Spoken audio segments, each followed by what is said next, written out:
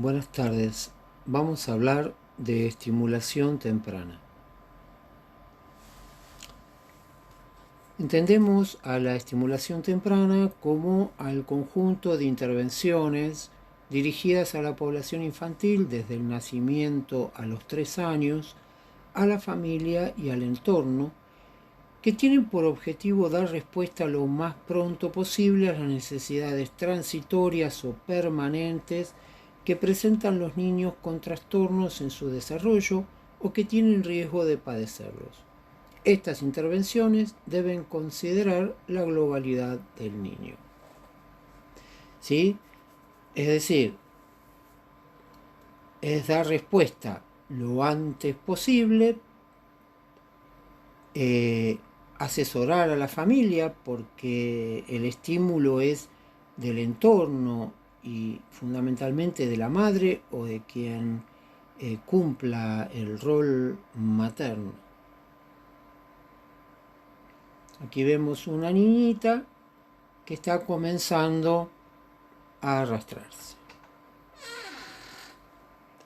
Entendemos también que es el conjunto de acciones tendientes a proporcionar al niño todas las experiencias que necesita desde su nacimiento para lograr el desarrollo de sus posibilidades motrices, cognitivas y psíquicas. La evolución de los niños con alteraciones en su desarrollo dependerá en gran medida de la fecha de detección y del momento de inicio de la atención temprana. Bueno, esto ya lo habíamos hablado cuando hablamos de ECNE, ¿sí? Cuanto antes comience el tratamiento, la atención temprana, la estimulación, mayores chances va a tener este niño de ir superando las dificultades que se presentan. En este proceso es muy importante el compromiso familiar, elemento indispensable para favorecer la interacción afectiva y emocional, así como para la eficacia de los tratamientos. Sí, en algún momento yo les dije que quien trabaja con niños trabaja con una familia. O sea que nosotros vamos a tener que trabajar con la familia, sugerir actividades, acciones, posturas, etcétera. Todo lo que creamos que sea necesario para que este niño reciba todos los estímulos que necesita para el mejor desarrollo posible y para que en el caso de nuestro tratamiento este tenga su mejor eficacia. El desarrollo infantil, como sabemos, en los primeros años se caracteriza por la progresiva adquisición de funciones muy importantes, ¿sí? El control postural, la autonomía del desplazamiento, la comunicación, el lenguaje verbal, la interacción social. Esta evolución está estrechamente ligada al proceso de maduración del sistema nervioso, iniciado ya en la vida intrauterina, y a la organización emocional y mental del niño. Anteriormente, hasta fines de la década del 70, principios de la década del 80, los niños derivados a estimulación temprana eran aquellos que presentaban alteraciones biológicas ostensibles o riesgos biológicos probables, es decir, problemas o dificultades o patologías orgánicas. A partir de, como les decía, fines de los 70, comienzo de la década del 80, hacen su aparición nuevos paradigmas que comienzan a definir grupos de riesgo ambiental. ¿Sí? Eran niños que nacían biológicamente sanos, pero sufrían un retraso en su desarrollo madurativo y su capacidad de aprendizaje. Este retraso se relacionaba con factores socioafectivo-culturales. ¿Sí? Se comenzó a hablar de una mirada ampliada. O sea que lo orgánico pasó a ser una parte más de un conjunto de factores que actuaban sobre el niño y que lo hacían merecedor de la estimulación temprana.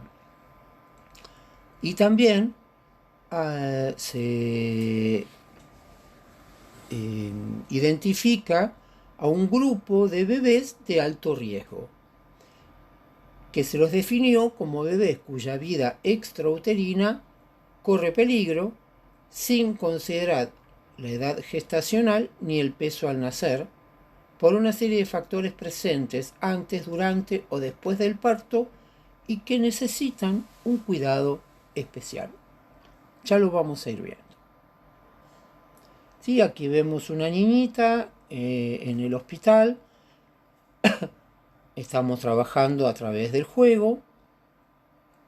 El casco que lleva es porque presenta una malformación en su cráneo. Y bueno, los especialistas, el neurólogo le proporcionó este tipo de casco para proteger su cerebro. Según los datos del último censo en el 2010, en la Argentina el 12,9% de la población tiene algún tipo de discapacidad. Esto representa a unas 5 millones de personas. De este 12,9%, el 3% padece algún grado de retraso mental. De este 3%, el 25% es por causas orgánicas. El 75% restante es por deprivación socioafectiva cultural. ¿Sí? O sea, que del 3% de ese 12,9%, el 75% va a ser por cuestiones que no son de índole orgánica. Bien, ¿cuáles son los objetivos de la estimulación temprana entonces? Va a ser potenciar la capacidad de crecimiento y bienestar, posibilitando de la forma más completa su integración en el medio familiar, escolar y social, así como su autonomía personal. Todo esto teniendo en cuenta los aspectos bio, psico, socio, afectivo, culturales. Sí, o sea, lo que pretendemos es una inclusión de este niño al grupo familiar, que sea aceptado, contenido, entendido como un integrante más, que sea integrado, que acceda a la escolaridad, ¿no? Una escolaridad común integrada o una escolaridad especial, pero sí la importancia de la escolaridad por su relación también con lo social. Entonces deberíamos entender a la estimulación temprana como prevención, ¿sí? Por eso es tan importante informar o transmitir a los pediatras la importancia de derivación rápida al tratamiento de estimulación temprana, para darle todas las chances que pueda tener este niño de poder desarrollar una vida lo mejor posible.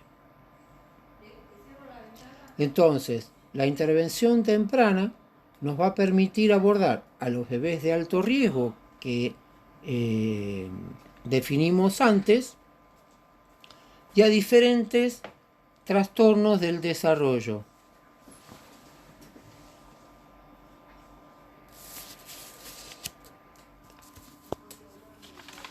Tenemos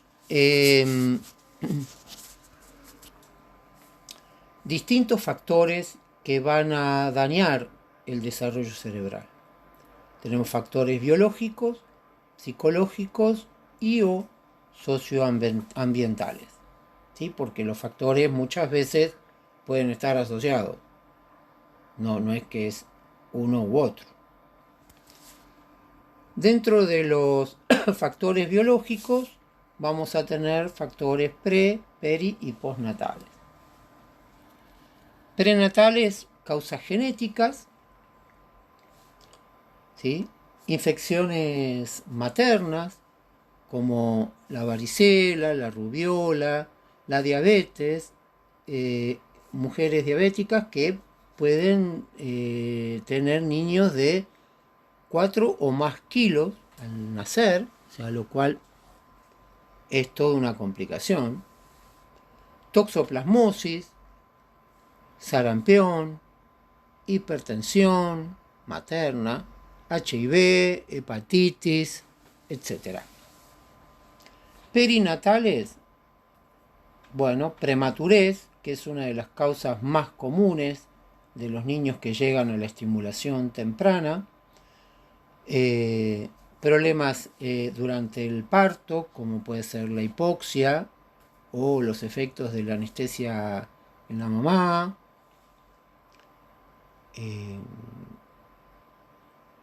¿Sí? Dificultades también de la adaptación en las primeras horas de vida. Y postnatales tenemos problemas en la alimentación, o sea, la desnutrición del niño, infecciones del bebé, convulsiones, traumatismos, las neoplasias y el ambiente, ¿sí?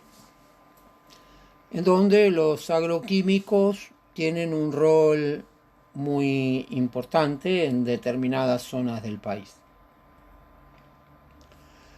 Dentro de los factores psicológicos,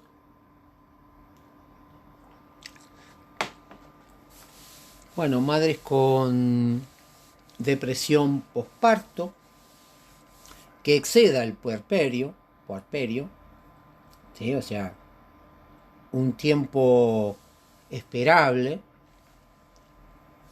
las madres adictas, mudanzas durante el embarazo o los primeros meses de vida, la muerte de un familiar cercano también durante el embarazo de la mamá o durante los primeros meses de vida, las catástrofes o el abandono.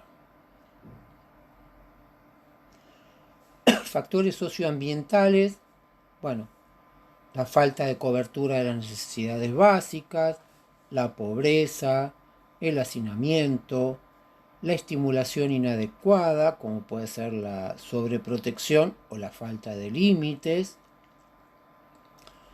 el alcoholismo, la drogadicción, madres adolescentes, niños internados en hogares, la separación de los niños de los padres y el embarazo accidental traumatizante, ¿no? Del cual lamentablemente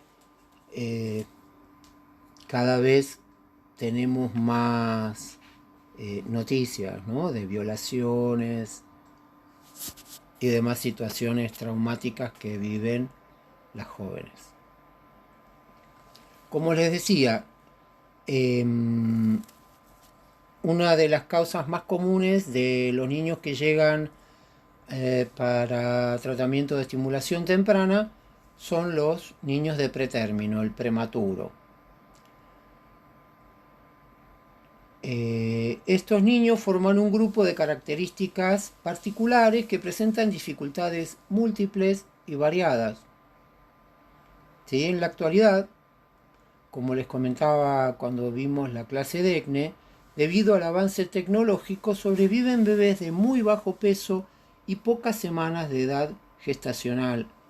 Esto, lamentablemente, muchas veces va a traer aparejado distinto tipo de problemáticas.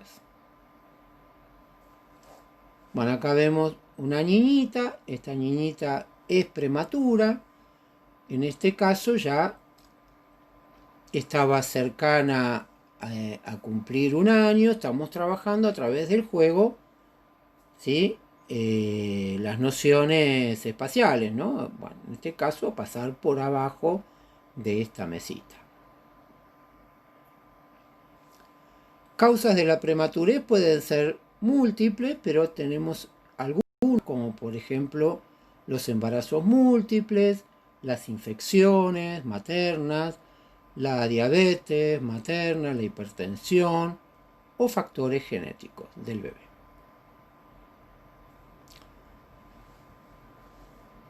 Vamos a ver factores que pueden derivar en retrasos psicomotores de estos niños prematuros.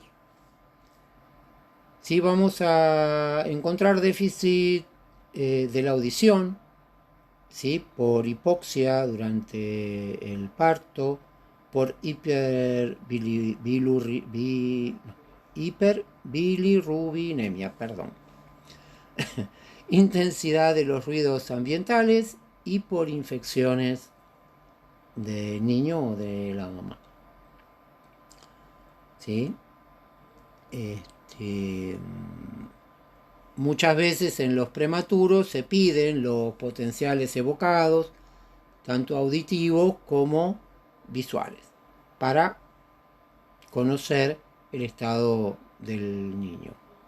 La retinopatía del prematuro por duración de la oxigenoterapia. De todas formas, esto está bastante tenido en cuenta hoy en día, pero lamentablemente aún sigue ocurriendo.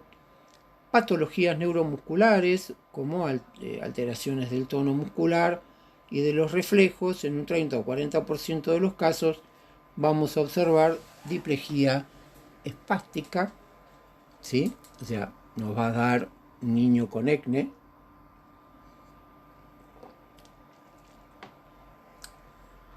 Hemorragia intraventricular, ¿sí?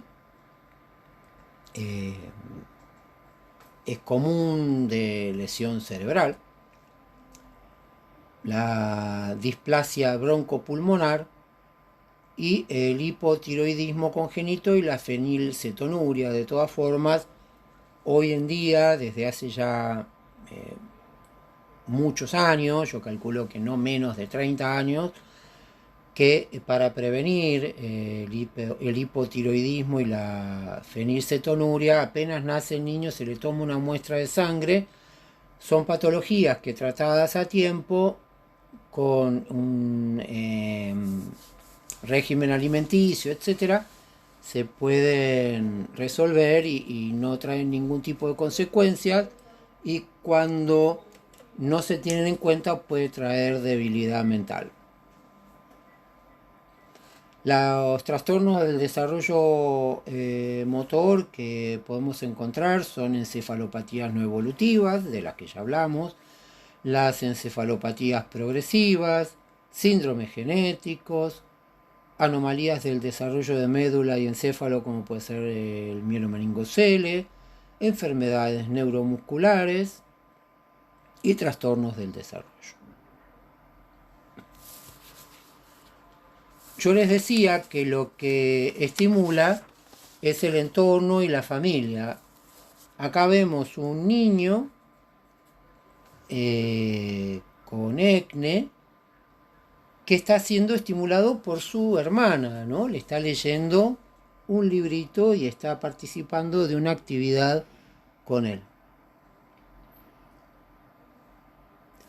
Como sabemos, en los primeros meses y años de vida el desarrollo intelectual del niño depende casi por completo de su capacidad de movimiento. Según Vallon y Piaget, lenguaje y pensamiento son construidos sobre el movimiento, que es la expresión de ser y estar en el mundo. Como sabemos, cuando vimos la clase de esquema corporal, el niño desarrolla su concepto de esquema corporal gracias a la capacidad motriz también en desarrollo. ¿Sí? O sea, todo esto que estoy diciendo es para avalar la importancia del trabajo nuestro en la estimulación temprana. ¿Sí? Los factores que intervienen en una evolución motriz funcional normal son la maduración del sistema nervioso, las aptitudes perceptivo-motrices innatas, las experiencias motrices a partir de las reacciones circulares, que nos va a dar el movimiento voluntario, y el medio afectivo cultural. El niño con déficit de la motricidad está impedido de realizar esas experiencias. Por ello, los retrasos en la misma se van a acompañar muchas veces de déficit perceptivo, déficit afectivo y déficit emocional. Vamos a ver algunas de las causas responsables del desarrollo anormal de la motricidad funcional. Por ejemplo, la alteración del tono. Sabemos que el tono es el primer modo de expresión. ¿Sí? Balón habló del diálogo tónico del bebé con su mamá. ¿Sí? El movimiento y el llanto van a ser las primeras formas de expresión del bebé, y entonces va a haber que saber decodificar por qué aumenta o disminuye el tono. La disminución del movimiento espontáneo y de las respuestas de actividades reflejas. ¿Sí? El bebé va a aprender a partir de la acción. Si no hay movimiento, no hay experiencia y por lo tanto no hay posibilidad cognitiva, o por lo menos va a estar disminuida. Alteración de la evolución de los reflejos posturales. Falta de la adquisición de coordinaciones sensorio-motoras. ¿Sí? La coordinación ojo-mano, ojo-mano-boca, manos a la línea media. La estimulación inadecuada, o sea, o la falta de estimulación o la sobreprotección. Entonces, la sobreprotección lo que hace es anular la potencialidad que tiene este bebé y que le va a permitir que haga. Hay que asesorar a la mamá para permitir que haga. Muchas veces cuando los niños nacen con algún tipo de problemática, para cuidarlos, la mamá no le permite que se mueva, lo tiene en el cochecito, y entonces lo que hace de buena fe, con las mejores intenciones, es restringirle sus posibilidades motrices y cognitivas. ¿Sí? Es decir que, bueno, ahí vamos a tener una estimulación inadecuada y después alteraciones afectivas y emocionales. Vamos a ver ahora cómo es el abordaje kinésico psicomotor en la estimulación temprana. Vamos a tener dos momentos o tres momentos. Uno, primeramente, es la evaluación, donde va a constituir primero en la entrevista, luego la observación, posteriormente la evaluación. En función de eso vamos a elaborar los objetivos de tratamiento y utilizaremos las herramientas instrumentales para la estimulación temprana. Con respecto a la entrevista, que no es lo que conocemos como anamnesis, sino que es mucho más amplia, ¿sí? Porque los kinesiólogos abordamos un cuerpo con significado. ¿Sí? El paciente es un sujeto en situación, por lo que se deben efectuar entrevistas con los padres. Si nosotros sabemos que el niño vive en un núcleo familiar que debemos conocer. ¿Por qué? Por lo que decía antes, lo que estimula es la familia, el entorno. Esto nos va a permitir también entender por qué el niño en determinados momentos puede estar de determinada manera.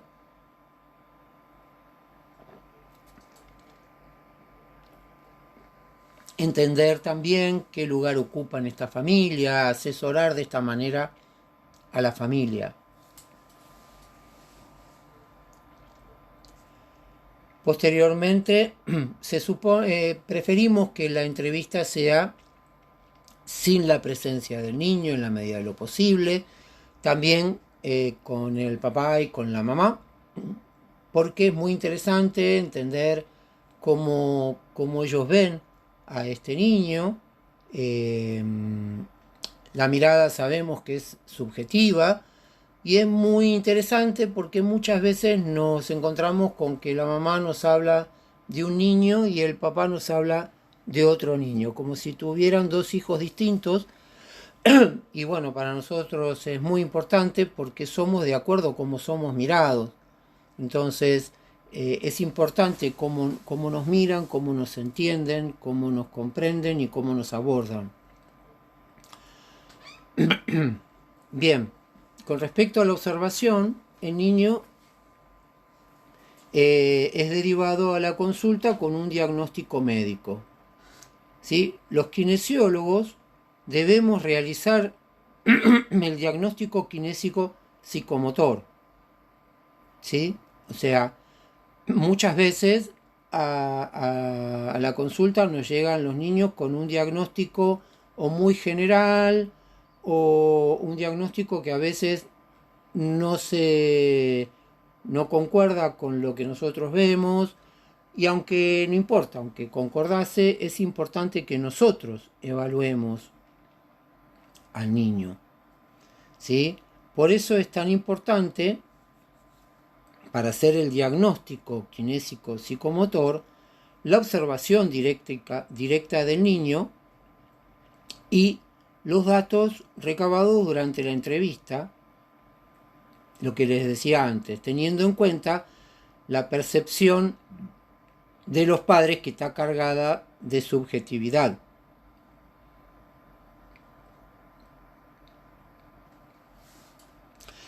La evaluación kinésica psicomotriz, vamos a tener 3 momentos o 3 evaluaciones del área. Vamos a evaluar el área motora, el área cognitiva y el área psicosocial.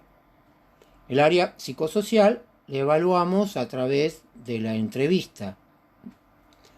El área motora la vamos a evaluar a partir de la evaluación de los reflejos, de los movimientos que posea o no posea el bebé, de los controles posturales, etc. Y el área cognitiva, bueno, vamos a observar cómo es este bebé, cómo se relaciona con el entorno, cómo se relaciona con su mamá, cómo se relaciona con nosotros, si fija o no fija la mirada, atención, su nivel de atención, etc.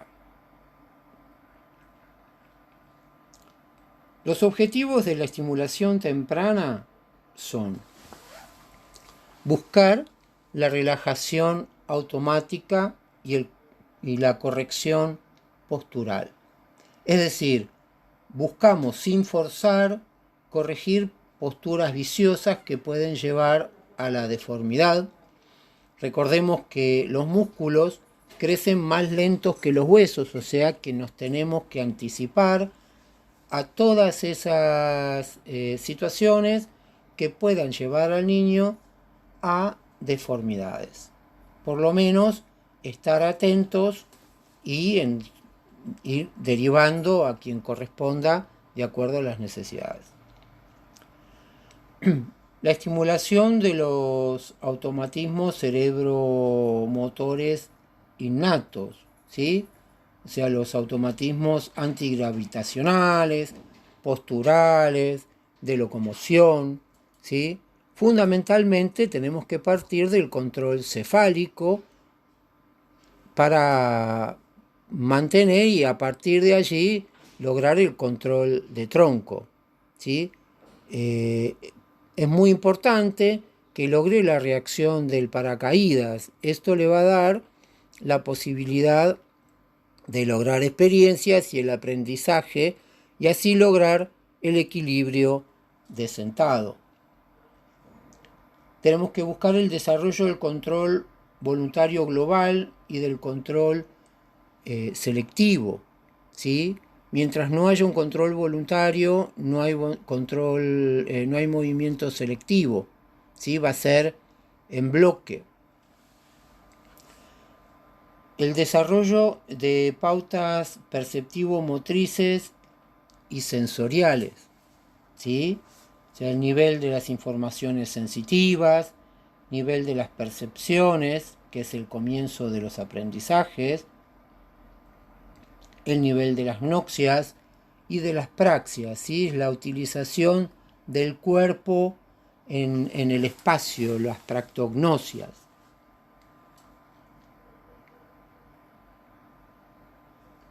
Bien, ¿qué herramientas vamos a utilizar para la estimulación temprana?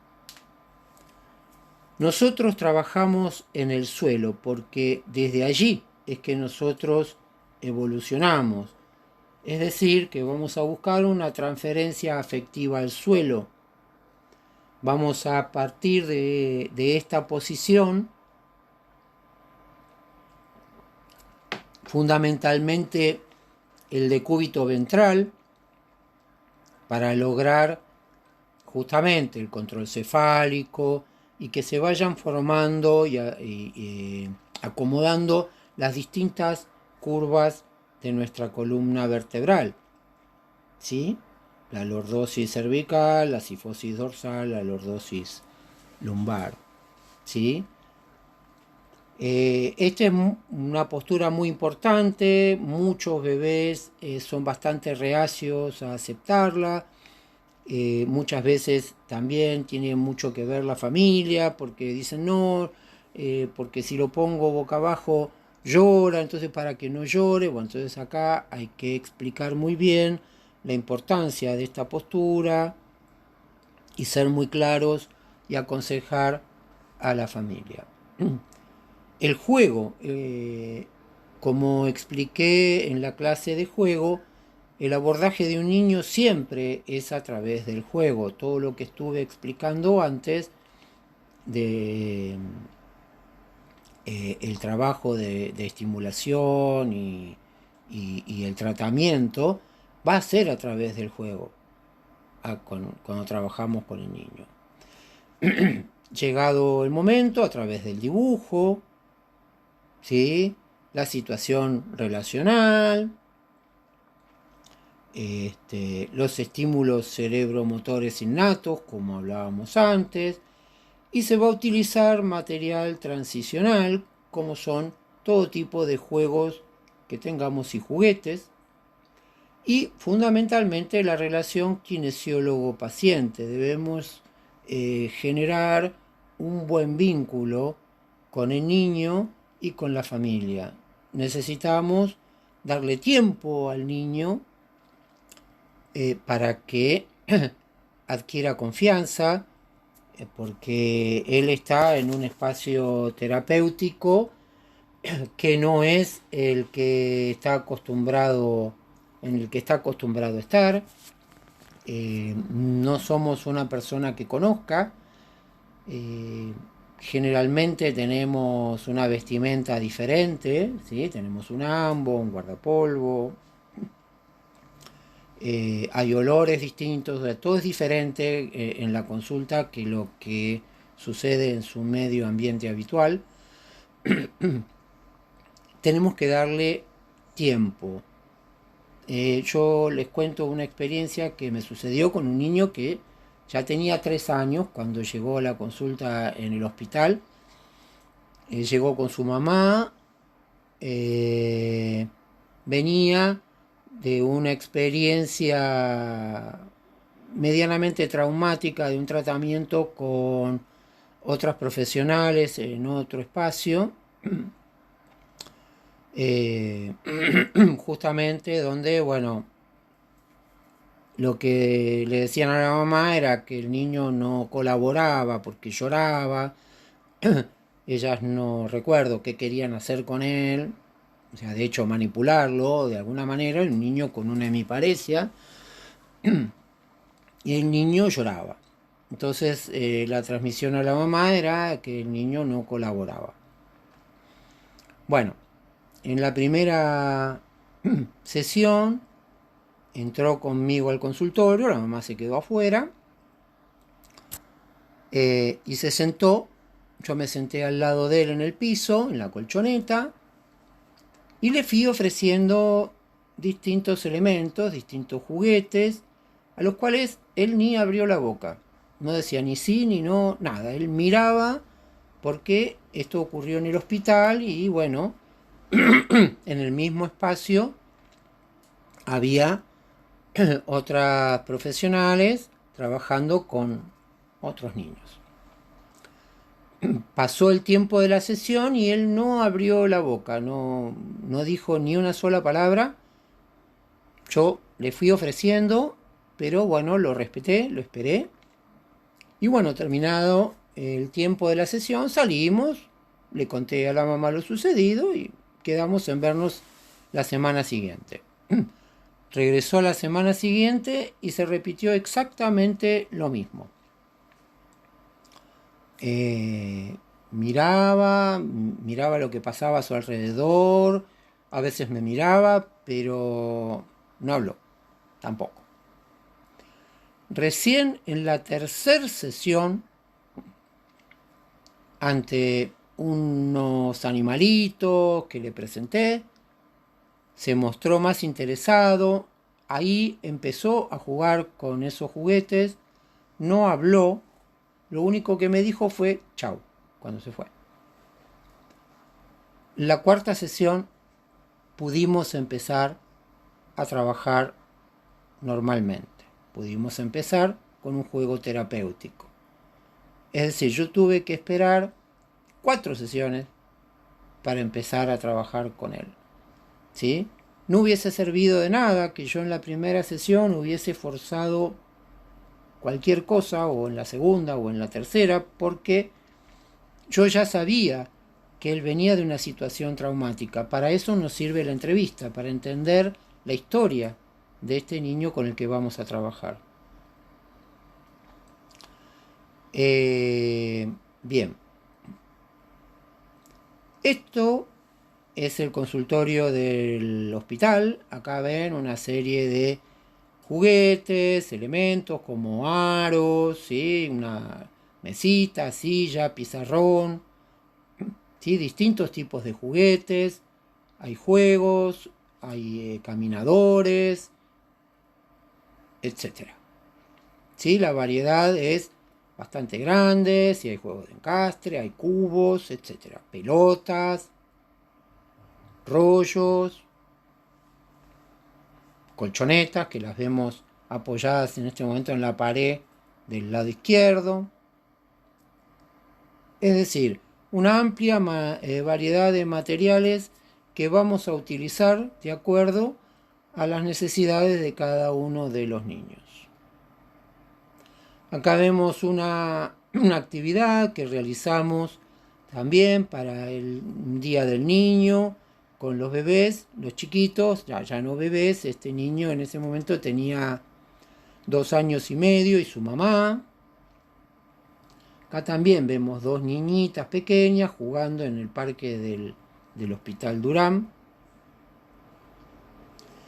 Entonces podríamos concluir diciendo que debemos trabajar con un criterio de prevención, ¿sí? Insisto, de acá la importancia de asesorar a los pediatras para que deriven prontamente. Y con respecto a la intervención temprana, debemos facilitar esquemas de acción de manera dinámica, evitar retracciones y prevenir deformidades.